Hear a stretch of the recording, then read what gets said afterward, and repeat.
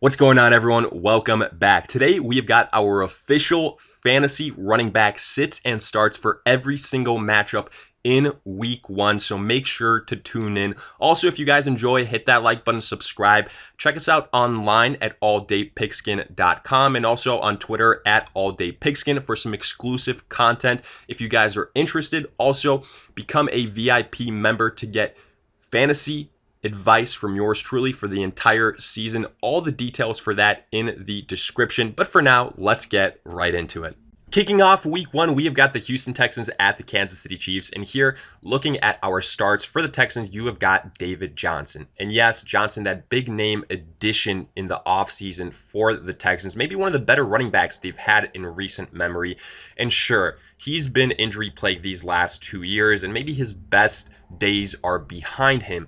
But in a matchup that could be one of the highest scoring affairs in week one, you have to go ahead and take a chance on David Johnson. No more DeAndre Hopkins. There's going to be plenty of targets to go around. Carlos Hyde got over 1,000 yards rushing for the Texans last year, and I think David Johnson can also do that on top of being a sensational pass catcher. So there's going to be a lot of involvement for David Johnson, definitely a higher ceiling in PPR formats, but either way, we see him as a top 15 running back this week. We love the matchup. Then, looking at the Kansas City Chiefs, there's actually two names here that we'd be all right starting, Clyde Edwards-Helaire being the obvious one, and we believe that the Chiefs will go ahead and show us why he was that number one running back selected in this year's NFL draft. And with Damian Williams opting out during this offseason, the door is wide open for CEH. He's being drafted as a first-round fantasy running back with good reason on a loaded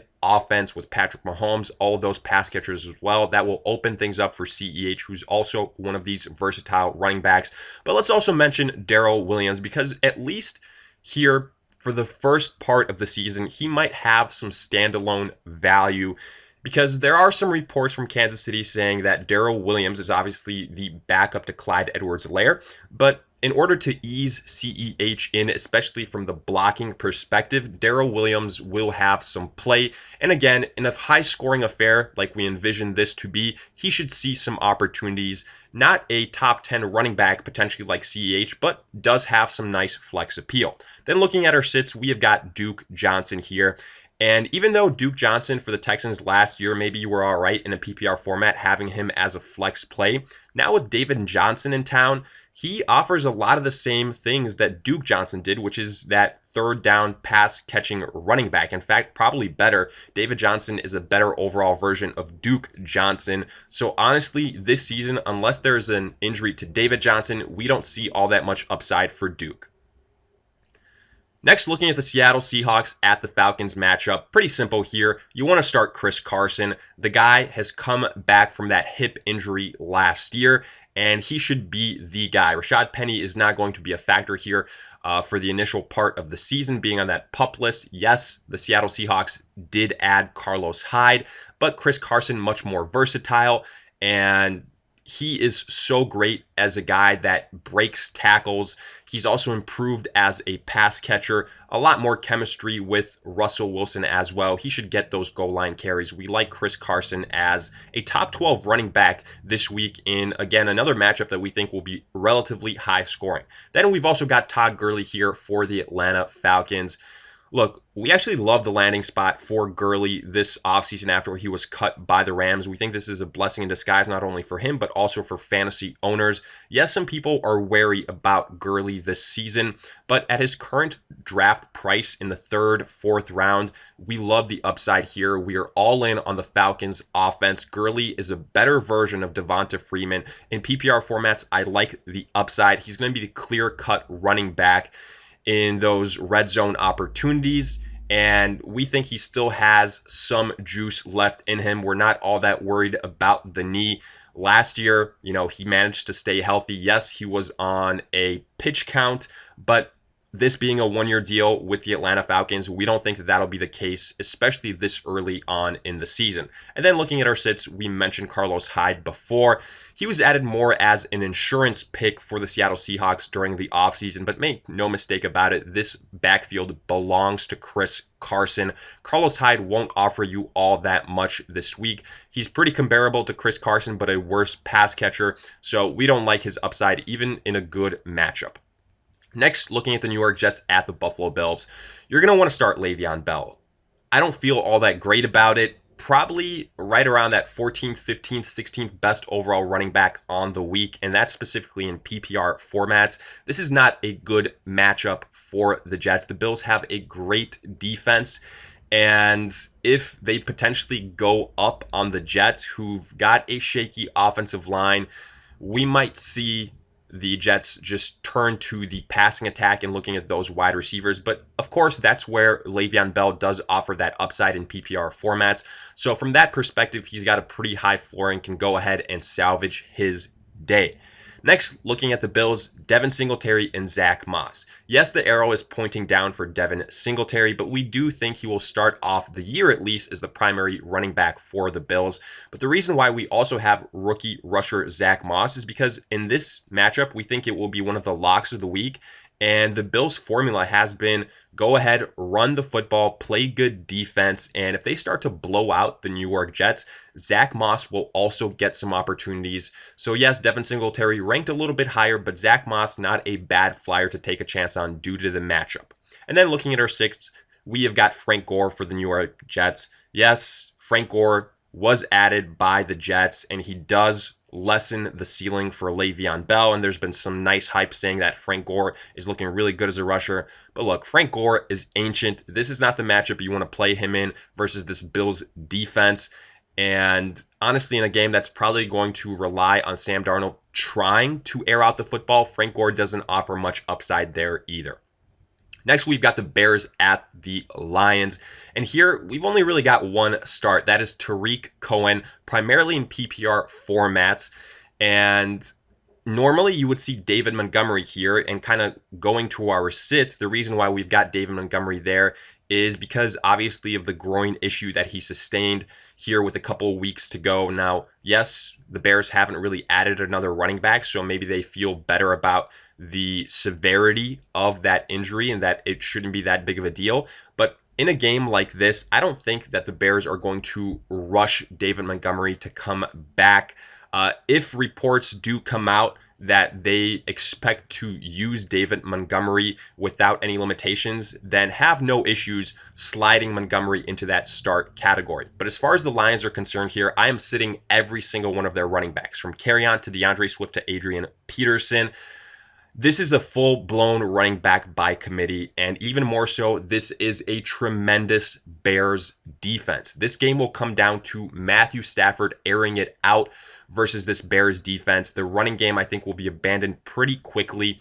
Kerryon Johnson, yes, he's probably going to start out the year as the main running back, but there's also some hype surrounding Adrian Peterson that he will get some work. So due to all those reasons, I am fading every single one of these running backs this week, specifically because of the matchup.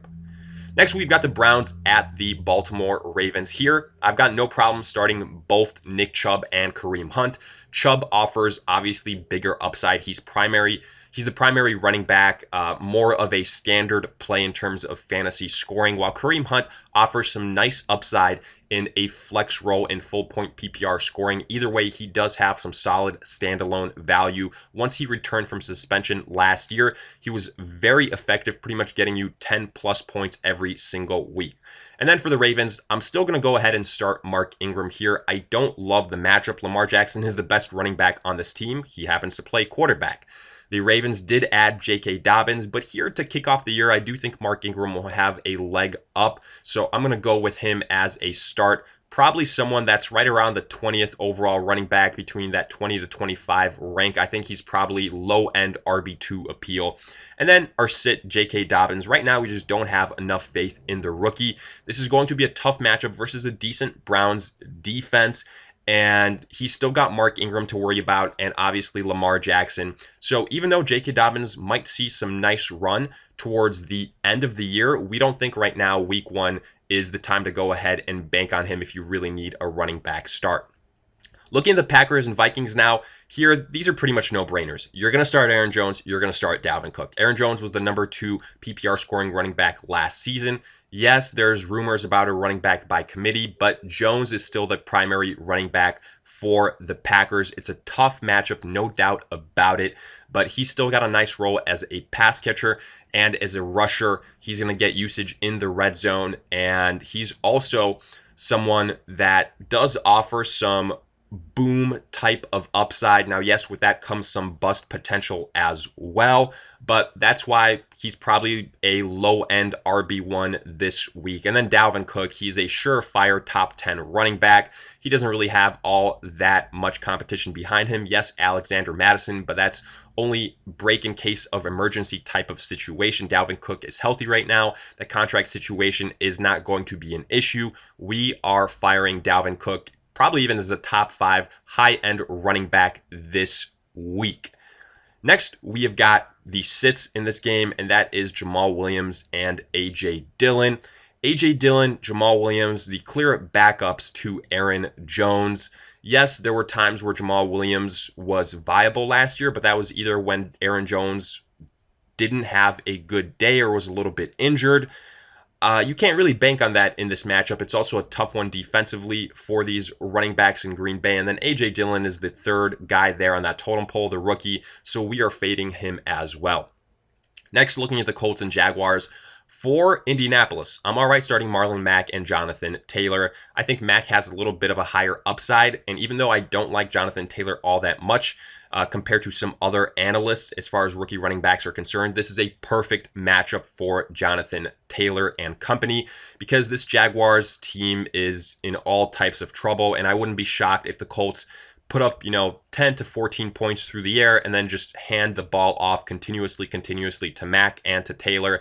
And if they're really up towards the end of the game, it'll probably turn into the Jonathan Taylor show towards the end of the fourth quarter to see what he is made up of. So this is both a positive matchup for Mack and Taylor. And then for the Jaguars, Chris Thompson, that's the only running back I have faith in, and specifically in PPR scoring, because he's not going to get all that much volume, but in a game where the Jaguars will likely have to throw it a bunch, Chris Thompson does have a nice floor as a flex play. And then the sits, Nyheim Hines. He's someone that you would go ahead and take a chance on probably. Last year as a flex play in PPR formats. This year, no longer the case. Again, like I said here, I don't think the Colts are going to be throwing it all that much. They're going to rely on the pure rushers, Mack and Jonathan Taylor. And then finally, James Robinson. He is listed currently as the starting running back for Jacksonville. But in a game where the Jaguars will have to likely pass it a bunch and versus an underrated Colts defense, I don't think James Robinson will have a good outing in week 1. Next, looking at the Raiders and Panthers, this could potentially be the most straightforward breakdown. Christian McCaffrey, the top running back overall this season in standard and PPR formats, pretty much the main weapon that the Panthers have. And then Josh Jacobs. He's the main piece for the Raiders as well, similar to what McCaffrey will be for the Panthers. We expect an uptick in pass catching abilities for Jacobs as well. Neither one of these defenses really scare us. Both McCaffrey and Jacobs will be top 10 high-end RB1s. Then looking at the Dolphins and the Patriots. Here, I'd be all right starting Sony Michel and James White. Yes, it's a bit of a roller coaster ride. Sony Michel more so in standard scoring, but with Harris being injured right now, I like Sony Michel's upside as a middle to low end RB2. And then James White in PPR scoring, other than Julian Edelman, who are the next best pass catchers on this offense. That's why I think Cam Newton will go to James White pretty often. So I like his upside as a flex play in PPR scoring. And then for the sits, I'm sitting both Jordan Howard and Matt Breida. I haven't seen enough from either one of these guys. There still might be some question marks with this Miami offensive line. So until I see these guys really separate themselves, who will get the majority of opportunities and at what point in terms of the red zone, things like that, pass catching work, I have to fade them in this matchup where the Dolphins might have to air it out versus the Patriots. Then looking at the Eagles versus Washington, I'm starting Miles Sanders. He missed some time towards the end of August with that lower body injury, soft tissue injury, but all reports are he should be ready by week 1, and he will have plenty of volume.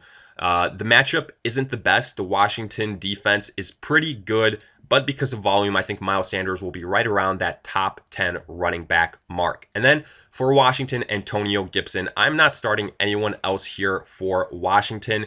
Even though McKissick is the primary running back right now, Gibson offers some more of that PPR upside, similar to a Chris Thompson in my eyes. I think he's someone that you'd be all right playing in a flex play because he will get a lot of pass catching opportunities. And then sit-wise, I'm sitting J.D. McKissick like I said. I don't care if he's listed as the starters. This isn't the best matchup for him.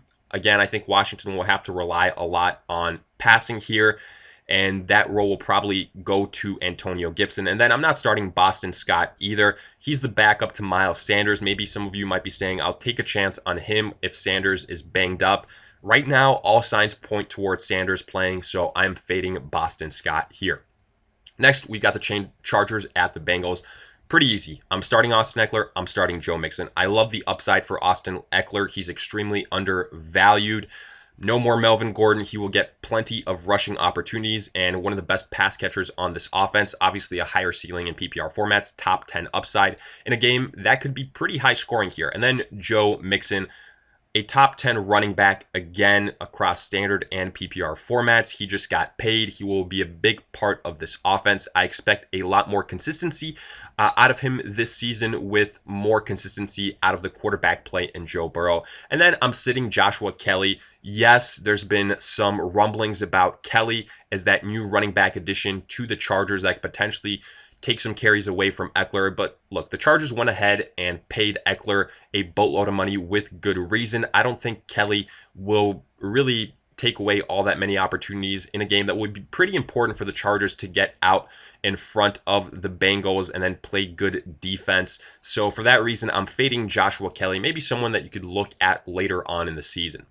Then we've got the Buccaneers at the Saints. I'm starting Alvin Kamara and Latavius Murray, both the running backs for the Saints. I love Alvin Kamara. In this matchup, it will be extremely high scoring. And then Latavius Murray, a running back that, even though is the backup for Kamara, the way the Saints do it, those backups with Mark Ingram, with Murray, they've got standalone value in a game that I think will be the highest scoring game of week 1. I'm starting both of these guys. Obviously, Kamara, the much higher upside, high-end RB1. Latavius Murray, probably low-end RB2. And then sits, I'm sitting all those running backs for the Tampa Bay Buccaneers. Yes, I realize Leonard Fournette is the big name that was added there, but with him and Ronald Jones, I just don't have enough faith in either one of these. I need to see who stands out in week 1 before being able to confidently start either one of these guys. Then we've got the Cardinals at the 49ers. I'm starting Kenyon Drake here. No more David Johnson. He should get some good opportunities. Last year, when he played the 49ers, he had good outings. I think he will go ahead and have similar outputs again this season. And then for the 49ers, if I had to pick one running back, it's Raheem Mostert. Reports are that he does have the edge over Coleman. So the 49ers do have that good offensive line, and they do like to rush the football. So Mostert is the guy that I will take a chance on. Right between that 20th to 25th overall running back is where I see it. It's a positive matchup, but again, there's a running back by committee here. So Mostert, probably low-end RB2, but does have the highest upside compared to someone like Coleman, who is on our sit list. Right now, Coleman seems to be the running back 2 for the 49ers, so I am fading him for that reason unless he breaks out in week 1. Either way, you're going to be looking at a situation for the 49ers where it's Mostert one week, Coleman the other week. Right now, we think it'll be Mostert to kick off the year. And then I'm also sitting Chase Edmonds. Maybe some of you are trying to, similar with the Miles Sanders and the Boston Scott, to take a dart throw on Edmonds with Drake being in that walking boot for a while in late August, but all reports are that Drake will be fine. So Chase Edmonds right now, I'm not taking a chance on him in this tough matchup. Then looking at the Cowboys and the Rams, I'm starting Ezekiel Elliott in this game no matter what. I feel extremely confident in it. Top 5 running back. That's really the only start. Sits, I'm sitting all of Akers, all of Brown, all of Henderson. I don't trust anyone on this Rams offense in terms of running backs. This offensive line does not give me confidence, and the Rams have said they will use some type of combination here of all three guys, which means running back by committee. And versus a decent front four of the Cowboys, I think the Rams will focus on passing the football. I am fading every single one of these running backs for the Rams. Then Monday night, Steelers at Giants. Again, very simple. Start James Conner, start Saquon Barkley. Yes, Saquon Barkley faces a tough Steelers defense, but he is a top-notch running back. Might finish outside of the top 5 just because of the matchup, but he's still a high-end RB1. And then I love James Conner as a workhorse running back, dual threat type of guy. I think he's got top 10 upside this week. And then finally, Titans at Broncos. I'm starting Derrick Henry. Not as high of an upside in PPR scoring, but in standard scoring, I will go ahead and take a chance on him. And then for the Broncos, I don't love Melvin Gordon or Phillip Lindsay, but I do think they both offer some low-end RB2 upside. I think this will be a 50-50 split between Gordon and Lindsay. Lindsay is not going away here, folks, and that severely limits the upside of Melvin Gordon, regardless of the money that he just got paid. So just to point out, I don't see either one of these guys finishing as RB1s, probably outside of the top 20 running backs. But if you're in desperate need, I do think that both these guys can get you between 10 to 15 points potentially. So with that, we wrap up our look into the starts and sits at the running back position across every single matchup this week. If you guys have any questions, let us hear it in the comments section. We will do our best to answer them. And again, quick reminder, check us out online at alldaypigskin.com. And if you guys enjoyed, hit that like button, subscribe. But in the meantime, we'll see you guys in future videos.